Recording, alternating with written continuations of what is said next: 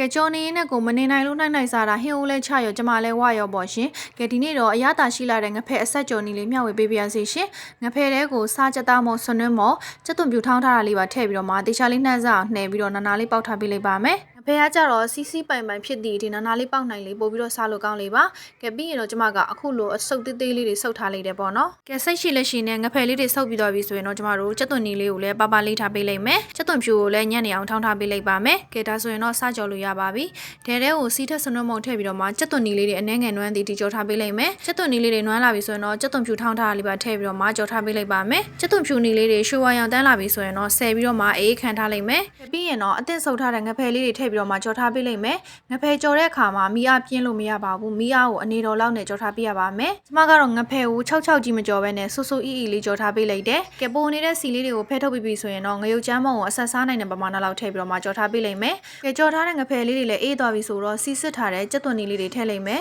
အရသာအတွက်စားချုံမုံလေးထည့်ပြီးတော့မှတေချာလေးနှမ်းဆက်အောင်မှွေထားပေးလိုက်ပါမယ်ကဲအခုဆိုရင်တော့ချင်းဟင်းတစ်မျိုးမျိုးနဲ့တွဲစားလိုက်မယ်ဆိုရင်ဆွေမျိုးမေးလောက်အောင်စားလို့ကောင်းတယ်ကျမတို့ရဲ့ငဖဲအဆက်ကြော်လေးကစားလို့ရပါပြီရှင်အားလုံးကိုကျေးဇူးပါရှင်